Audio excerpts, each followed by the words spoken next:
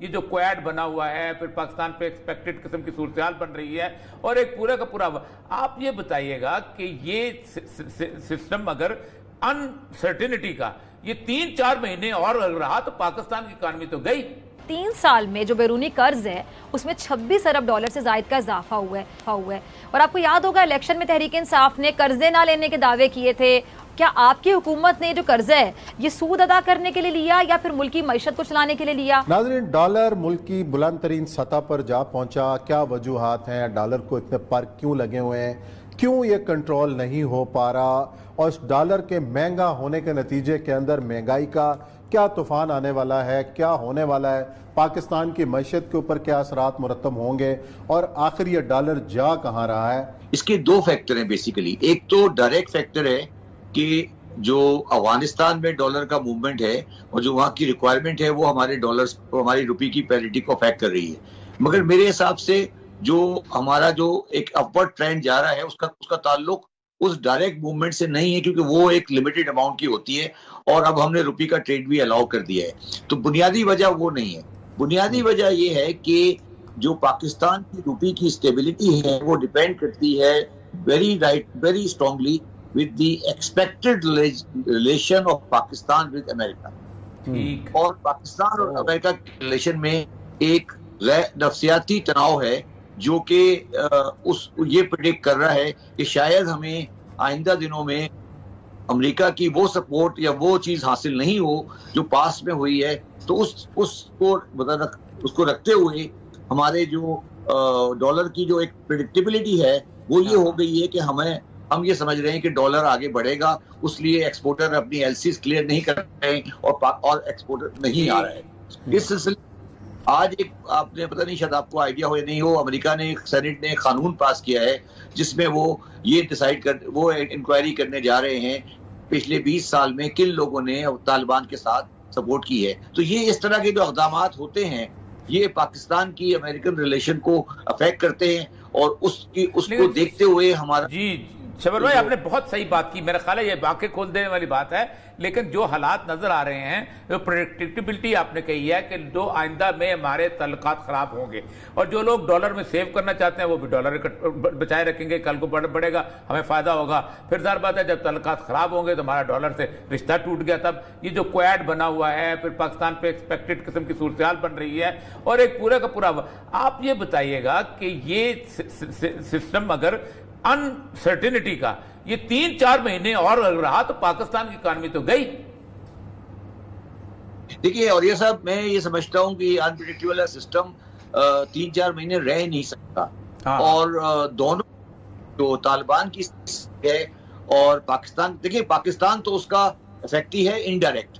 ठीक है, बुनियादी रोल जो है वो अफगानिस्तान के तालिबान गवर्नमेंट का और यूएस वालों का है। ठीक है, दोनों को तब्दील करना पड़ेगा और एक रिकंसिलिएशन पे आना पड़ेगा, क्योंकि ये पॉसिबल नहीं है कि एक दुनिया में स्टेट हो और वो दुनिया से आइसोलेटेड इस शक्ल में रहे जिस शक्ल में आज अफगानिस्तान की स्टेट की पोजीशन आ गई है। तो सैंक्शंस को उनको वेस्टर्न कंट्रीज को लिफ्ट करना पड़ेगा और अफगानिस्तान की गवर्नमेंट को एक बड़ी कंसेंसस की गवर्नमेंट बनानी पड़ेगी।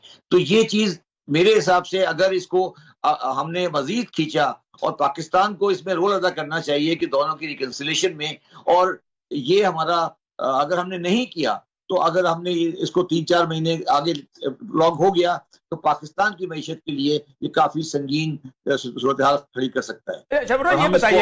ये बताइएगा कि फूड क्राइसिस बिल्टअप हो रहा है, आपने भी अंदाजा हो गया। अब इस वक्त जो एफबीआर में और फाइनेंस डिपार्टमेंट में एक बहुत बड़ी सब्सिडी का एक प्रोग्राम जो है वो बनाया जा रहा है ताकि कीमतें जो हमने तो आज तक जिंदगी में सब्सिडी देने से कीमतें गिरते तो देखी नहीं है। होता यह है कि फिर मोनोपोलाइजर आ जाते हैं, कोई यूटिलिटी स्टोर वाला आ जाता है, कोई एमपीए कोटा ले जाता है, कोई वो ले जाता है, और आम आदमी के हाथ में ये जो सब्सिडी, इसका को हल क्या है जो इनके हाथ से कीमतें निकलती जा रही हैं? गुलजान साहब, आप बिल्कुल सही कह रहे हैं कि सब्सिडी ने कभी भी पाकिस्तान में कभी भी किसी प्रोडक्ट की प्राइसेस को स्टेबलाइज नहीं किया है, क्योंकि वो मार्केट को आप मैनेज नहीं कर सकते। वो आप बल्कि वो अब्यूज हो जाती है सब्सिडी और वो गलत हाथों में चली जाती है। और अब पाकिस्तान की गवर्नमेंट को मैं अभी भी ये सोच रहा था और मैं ये समझता हूँ कि हमें जाके IMF से बात करनी पड़ेगी और ये बात करनी पड़ेगी कि हम किस तरह अपनी करेंसी स्टेबलाइज कर सकते हैं कन्वेंशनल और अनकन्वेंशनल मेथड से, क्योंकि अगर हमने इस करेंसी की स्पाइरल को आगे बढ़ने दिया तो वो भी देखिए आलू की कीमत या प्याज की कीमत में डॉलर का कोई वजह नहीं है, मगर हमारा again market perception, market reality इस तरह है कि वो उसकी कीमत बढ़ा देता है और हमारे ऊपर कोई कंट्रोल नहीं होता उसका। फैजुल्लाह साहब, 3 साल में जो बैरूनी कर्ज है उसमें 26 अरब डॉलर से जायद का इजाफा हुआ है और आपको याद होगा इलेक्शन में तहरीक इंसाफ ने कर्जे ना लेने के दावे किए थे। क्या आपकी हुकूमत ने जो कर्जा है ये सूद अदा करने के लिए लिया या फिर मुल्की मईशत को चलाने के लिए लिया, या PTI हुकूमत हम कह सकते हैं कि इतनी मजबूर थी ये कर्जा लेने के लिए? जमील, आपको भी याद होगा कि हुकूमत ने तस्लीम में किया था कि जी उन्होंने IMF के पास जाने में देर कर दी है और अब हुकूमत हर साल IMF से मुज़ाकरात करके जो अशिया की कीमतें हैं उनमें इजाफा किए जा रही है। आप क्या समझते हैं कि जो मुल्क में बढ़ती हुई महंगाई है इसकी वजह सिर्फ जो ये कहते हैं कि जी पिछली हुकूमतों ने जितने कर्जे लिए हैं उसकी वजह से ये मुश्किलात का सामना करना पड़ रहा है, या फिर इसमें तहरीक इंसाफ की हुकूमत की भी कुछ नाकिस पॉलिसीज हो सकती हैं? क्या कहते हैं आप? बहुत शुक्रिया फैजुल्लाह साहब, हमारे लिए काबिल एहतराम हैं। साथ ही साथ इमरान खान साहब बजुज़ इसके के बाकी तमाम पॉलिटिकल क़यादत से ज़्यादा ईमानदार भी हैं, ज़्यादा ऑनेस्टी पर बिलीव भी करते हैं और एहतसाब पर बिलीव भी करते हैं।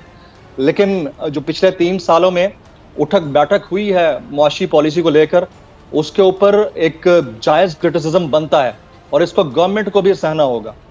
मतलब मवाजना यह किया जाता है कि ग्लोबल प्राइस इंडेक्स, बस 3-4 आप अंग्रेजी के अल्फाज थमा दें किसी के हाथ में, वो बैठकर इसके ऊपर मईशत भी चला देगा, वो आपको तज्जिया भी कर दे देगा।